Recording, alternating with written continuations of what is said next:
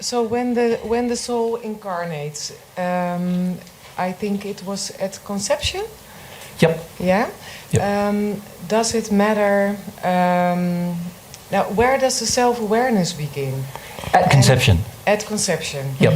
And does it matter what the impressions are from conception and pregnancy and birth it does. after? Of course, it has a big effect on the experiences of the child. And can it be that in those early moments your will gets shut down and it'll begin don't to experience love and it's lonely and cold and let's say the mum and dad want to abort the child. Yeah. You imagine how that child now feels, because it's absorbing those feelings. Yeah, but does it forget where it came from, or it doesn't know where it's come from? It has no self-awareness. It has no self-awareness. That experience the in self-awareness the womb began at conception. Yeah. Not before then.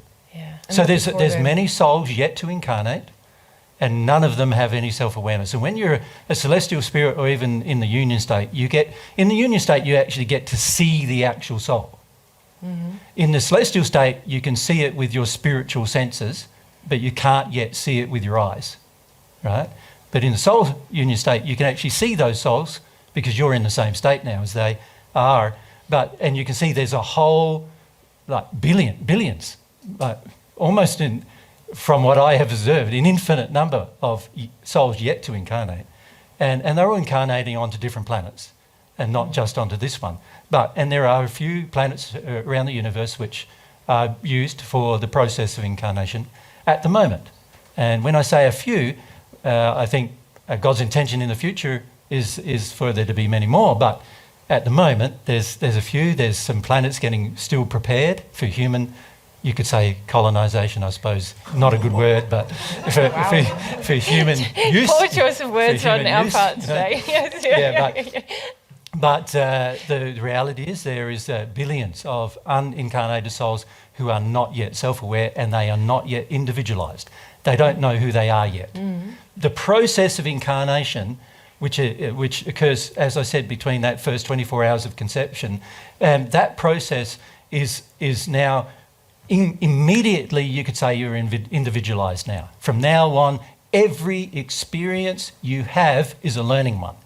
Mm. So that starts in the womb, right? And this is well known, of course, now, isn't it? In the sense that you can educate your child while it's in the womb. You can play it music and do all sorts of things. You can love the child in the womb. And it's well known that the child is responding, right? And it's the soul of the child in particular that is responding.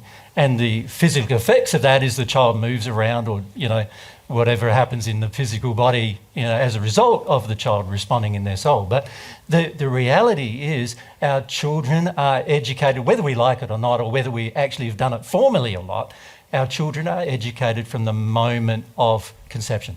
So there can be large differences for everyone. Differences in that experience. Yeah, the experience can be very welcoming and loving, and it can be hell. Yes. And for some child, it's so hellish they self-abort. Yeah. Mm-hmm. So they miscarriage. What we call a miscarriage is the child doesn't want to be there anymore. Doesn't want to be here. Yeah. Mm. But does it determine your start in the growth of love? It does a lot, because you imagine if you haven't had much. Let's say you're a child who's just been incarnated, and you're now in the womb, and then you find that your parents don't want you, and they just choose to have an abortion, and you're unwanted. Now you're only 3 months conceived, or 2 months conceived. You've only had 2 months of life on Earth, and you're unwanted in that entire time. And then they do go ahead with the abortion, and then you're left as a spirit body only. And then there's these beautiful, loving spirits who take these children and care for them until they become adults. But they haven't had any experience of life on Earth, or any experience of adolescence or growing in love, or any of these things by the time they arrive in the spirit world. So they're very, very undeveloped. And there's a whole lot of education they need to receive that is way beyond the education you'll need to receive when you pass, because you've had those experiences. So yes, there's a huge effect on the experience of the child, even while it's in the womb, and what's going to happen thereafter. Mm-hmm. Yeah. Yeah.